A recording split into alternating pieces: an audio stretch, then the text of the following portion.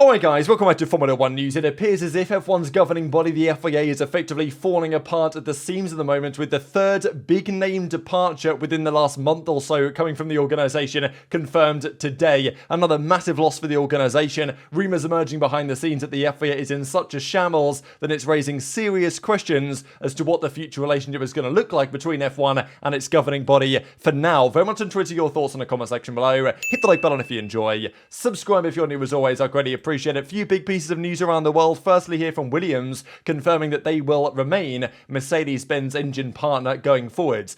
This shouldn't come as a massive surprise, especially given the relationship that Vowles and Wolff previously had. Well, still have, to be fair, to the present day. We discussed that a little bit yesterday. But also we saw McLaren renew their partnership going forward as well. So there definitely seems to be a lot of confidence, maybe understandably so, around Mercedes' engine project for 2026. The belief is that if any team and power manufacturer is ahead of the curve, Mercedes are that team. They might not be, but reportedly they're pushing better for the 2026 project than anybody else is at the moment. So, of course, Williams, McLaren, other teams in this position that don't seem to have better options. We know that Zach Brown, I'm pretty sure, visited Red Bull powertrains just to entertain that conversation, but eventually decided to stick with Mercedes. Williams, understandably, are going to do the same. This actually extends out to 2030. So, yeah, new 5-year deal that Williams will be Mercedes engine partner for. Makes a fair bit of sense for them. And, of course, look, the cost cap has helped Williams to some degree, allowing them to get near enough to the cost cap that other teams have been struggling with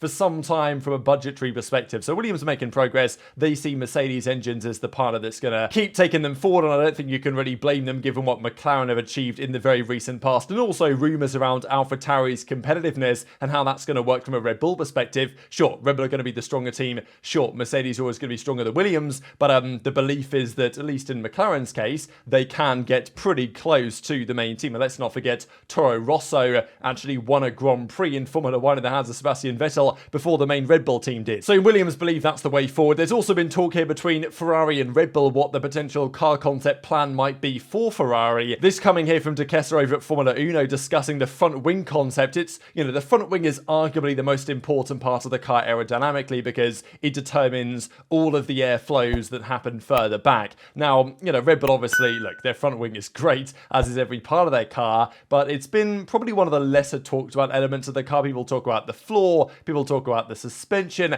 they talk about the undercut and the side pods, not so much the front wing design. Like, other teams have interesting ideas there as well, certainly Mercedes do, but rumour has it that Ferrari's car will take heavy inspiration from the RB19's front wing, which is pretty interesting just because, as I say, that determines the airflow over the rest of the car. So if you've got a similar front wing, you also have to consider similar attributes elsewhere to make that front wing work. Apparently, Haas also tried to do this from Kota. You guys remember Haas bought that upgrade to Kota that did basically nothing. It's kind of funny, really, because they were still good in quali before Kota, but their tyre tech was terrible. They turn up to Kota, they still look reasonably quick over a single lap, and then the race happens, and again, they get cooked, as was the case previously, and even to such an extent that Hülkenberg, wasn't it, requested to go back to the older model. So Haas have tried to do a similar thing to compensate, I suppose, with, look, Ferrari, Haas buy so many components from Ferrari. So I guess if Ferrari are developing in this way, a more Red Bull aligned concept, it makes sense for Haas to also try and do the same so that the other parts they buy from Ferrari work as well with the Ferrari idea as possible. But look, it's still Haas at the end of the day. They're not expected to be massively competitive. I will say for Haas that, look, there may be only 1.5 seconds a lap off the pace of the Red Bull, like 1 second, 1.5 seconds, which in F1 history is actually a very competitive car to be that close to the leader. It wasn't that long ago that the back markers were like 6 seconds off the pace or something absurd. That's why the 107% rule existed for qualifying reasons. So Haas aren't in the grand, and to be fair, Haas 2021 were tragic as well. So in the grand scheme of things, they're not actually that slow. They're just, very slow compared to everybody else because everybody else is improving and Haas doesn't really seem to be, especially AlphaTauri, for example. They arguably had the worst car on the grid at the start of last season. They finished the year with, the 5th best car, maybe AlphaTauri? I think you can certainly argue it on certain tracks. They were right up there. Mexico, obviously Brazil, even the end of the year, Yuki Tsunoda was leading the race, let's not forget, in Abu Dhabi very briefly. And that's why there's been loads of concerns with teams, Zach Brown and Fred Vasseur especially, on that relationship between Red Bull and AlphaTauri. There's been talks for some time that look, this isn't new news, right? The relationship between Red Bull and Toro Rosso, now AlphaTauri, now Red Racing Bulls, whatever, potentially for the new season, has been the same for many years. But I think nowadays, given the fact that AlphaTauri is now looking more competitive again, and the idea there's a cost cap, there's, restrictions on testing time and budget, and the idea is potentially that, well, if you own two teams, is there potentially more sharing there than might otherwise be allowed when there's a limit on the amount of research and development that you can potentially do? That's a question that's been raised, and that's why lots of team principals want to see action on this, especially when you've got Peter Bayer saying that, AlphaTauri moving to Milton Keynes, closer to the home of sister team Red Bull, because it's our facility is just too small. We can't work in Bicester. We've got to get out of there, leave Faenza as well, or at least leave most things in Faenza, come near to Milton Keynes because, we've got to do that because the factory's too small, rather than we've got to do that to be closer to Red Bull, and therefore relationships that the FIA will have to manage. And that's been a big question that, sure, you'd think in theory AlphaTauri and Red Bull can't get away with any nefarious activities because the FIA will police it and they'll make sure that nothing untoward is going on. Do we actually have confidence the FIA will successfully police any of these problems? That is a question that Formula One team bosses are currently raising, and it's a question that probably they might well have an answer to. Now, there's been a massive feud over the last few months for multiple reasons. Ben Sulayem has said so many things that have annoyed Formula One owners. Even recently, you guys might remember when, wasn't it Fred Vasseur and Toto Wolff in Vegas when they had a few harsh words to say for various people, and maybe a few swear words were thrown in there as well. Look, they're grown men at the end of the day, but the next Grand Prix in Abu Dhabi, wasn't it? They were summoned to the stewards for inappropriate language or conduct or something like that, and it's just is that really, okay, maybe fair enough, but is that really the message we want to be sending, right? And especially given the friction between the two organizations at the time, the ownership of Formula One from the commercial side, and then the governing body of Formula One, the FIA, there's always going to be a bit of friction in a relationship there that's not always going to be easy to manage, but I don't think that Ben Sulayem has helped himself, especially when, just today, this quote is coming out, when he's apparently talked on the matter and said that I represent the head of the house, i.e. I'm the boss, I'm the man in charge, I'm the one who makes the big decisions, and these Formula One management guys like Domenicali, they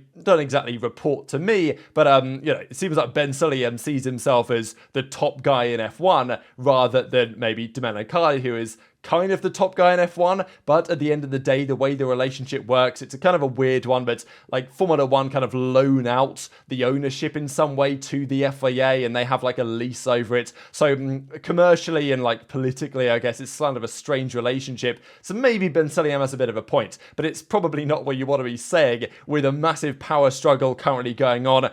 Obviously, the big talking point in December was the Toto Wolff, Susie Wolff kind of compliance violation integrity thing versus the FIA. All the teams, Formula One came out in support of the couple. Ben Sulayem was therefore very much in the firing line, and there were big rumours that Ben Sulayem was going to be forced out, or his job was on the line. It was only a matter of time until he's gone. And that probably remains true, because in December, two big name figures from the FIA quit. One of them, Nielsen, we'll see him in a second, who was the sporting director. He said apparently that, this are rumours, he didn't actually say this publicly, but there are rumours coming around that he decided to leave because the changes he was trying to make to actually ensure that the FIA can properly govern the races, things like track limits and some of this, he was brought in to improve the stewarding and the management of Formula One races. Apparently he, internally, it was just such a mess that he simply couldn't achieve what he was trying to achieve. And he thought, there's no way, they're not listening to me, or they don't have the resources or whatever, so I might as well not be here, right? And he decided to call it a day.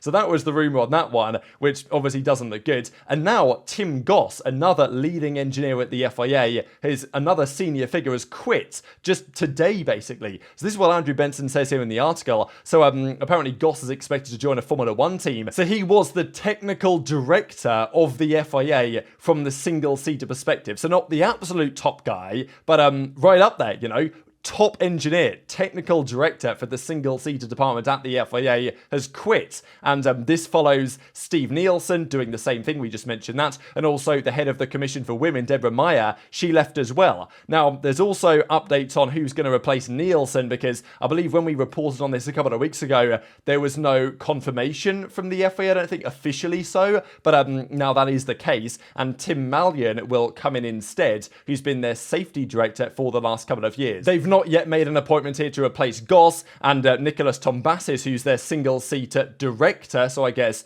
who, like Goss reported to, says, we're disappointed to lose a person of his caliber. He played a major part in the technical department, and Goss even goes on to say, I believe the organisation is on firm footing in terms of technical expertise for the tasks which lie ahead, particularly the introduction of the 2026 regulations, of course. So, sure, he's going to say that. He's not going to say, oh, these guys are trash, like this organisation's in shambles, although he might feel that behind the scenes, and apparently, quite possibly does, we'll see in a second. So, Goss, formerly McLaren man, is rumoured to be now going to a new team, but again, it's quite the time to leave, isn't it, really? You've been working hard on these 2026 regulations, they're only a couple of years out from being realised, and now you're gone just a few weeks after other senior figures are gone. Doesn't sound to me like it's sunshine and rainbows inside the FIA, to such an extent actually that Andrew Benson reports that one senior figure within the sport, okay, maybe guess who it is, but like there's so many that it could be, have told BBC Sport that the organisation is in a total mess. So apparently it's a shambles, and it shouldn't really be a surprise. Again, there's questions about Ben Sulayem's leadership, there's questions about the lack of confidence the members of the organisation have in his leadership, and 3 senior departures in a month? Not a good look for the FIA, not a good look for Ben Sulayem, especially when there's already so many other issues that Ben Sulayem is facing. This is what the article goes on to say. It's actually what I mentioned a second ago, that Nielsen left because he believed the FIA was not willing to make the changes he felt were required to make its race control operations fit for purpose. So that's one part of it. And then apparently Goss had similar frustrations with the internal operations of the FIA as Nielsen, as well as unhappiness over the process of creating the new technical rules for 2026. These introduce hybrids, and apparently he wasn't so happy with all that type of stuff. We don't really know all the details. It's just sources. He's not going to say publicly exactly what his problems were, but it does seem like complete turmoil at the moment, in addition to Ben Sulayem himself, who's very much so in hot water. So it's all going on right now, and therefore, again, it raises the question, what is the future of the relationship between Formula 1 and the FIA? I even mentioned just yesterday that in terms of a relationship between the two parties, this is the lowest it's been in some time. There's always going to be natural friction between the two entities because of what they represent, but the idea that Ben Sulayem has taken so much heat and all of his top guys are leaving, it's like, well, it doesn't paint the greatest picture, especially if Formula 1 management wanted to try and put a move on and say, well, we're going to break away, or like, we're going to break away unless Ben Sulayem's out, or, whatever the case might be. And we heard rumours yesterday that maybe Toto Wolff is eyeing up some future opportunities, and maybe he also has something to say on the matter, especially after the recent drama with himself, Susie, and Ben Sulayem. So it's absolutely all going on at the moment, and yeah, confirmation that Nielsen's gone, Goss is gone. Sure, some people are still there, most people are still there, but these are high-profile departures, there's no doubt about it. Of course, there was also talk about the fact that, well, the guy who's replacing Nielsen, former Red Bull guy, now stepping into that kind of like sporting director role, but like, it's always how it goes. People work for certain teams, then they move on, do other roles. I don't think necessarily that Tim Malyon working for Red Bull will have any impact on his decision to sporting director, because he's been the safety director for a couple of years, but it was a point, people were obviously, understandably, as it is on social media, going pretty hard on the idea that now there's a Red Bull guy as the sporting director, but you would like to think that integrity and this type of stuff would hold strong, but maybe you can't always guarantee that really in the world of Formula 1. Just a couple of things to mention before we close out here, where I thought this is interesting from Logan Sargent. So he mentioned the other day that the gap between F2 and F1 is too big, basically, and the F2 cars are just not quick enough. Coming into F1 is too much of a challenge, maybe for the drivers. When they've driven in Formula 2 for a little while, the cars just really aren't that that quick. They get into F1 and it's a big adjustment period for many drivers that haven't had really too much chance to test F1 cars for that long, especially compared to drivers did back in the day when they got way more testing time than they presently do. So do you guys think the F2 drivers, well, the car should be faster? Because, what was it back in like 2014 or something when the GP2, I think it was still called then, were very competitive, if not like faster than the actual F1 cars, like very close because of the, well, the extent of the regulation changes they had back then. Nowadays, the F2 cars are miles off the pace. These are just some comparisons in stats. Sure, top speed is not massively dissimilar. They weigh a similar amount, but the engines are quite different, right? Because in F1, very efficient power units, 1,000 horsepower, but also a good chunk of that is electrical, the hybrid power units. F2 doesn't have hybrids. There's no electrical deployment, there's no electrical battery saving, energy deployment, any of this type of stuff. So that's, okay, obviously the car isn't as quick, but also driving F2, you don't get the feel for what it's going to be like in F1. And sure, maybe the hybrid power unit is too complicated to put in F2, F3 and these other series. Maybe makes sense, but it's still a difference that's probably not ideal. Sure, tyres are the same, different kind of structure in general, but look at the pole times, right? Sure, there are ground effect. F2 does have ground effects, but to a lesser extent, really, it's not that strong. The cars just aren't really that fast. And, just to compare some pole times here in 2023, even around the Red Bull Ring, you're talking 10 seconds off the pace. Around Silverstone, you're talking 13 seconds off the pace. So, that's a pretty big delta, to be fair. So maybe Sargent has a point, but it's kind of difficult to say without, I suppose, being in that position or hearing so from other drivers who have been in that position in the most recent couple of years. But very much enjoyed your thoughts in the comments below. Thought this is very funny. Hit the like button if you enjoyed. Subscribe if you're new. Take care, and I'll see you next time.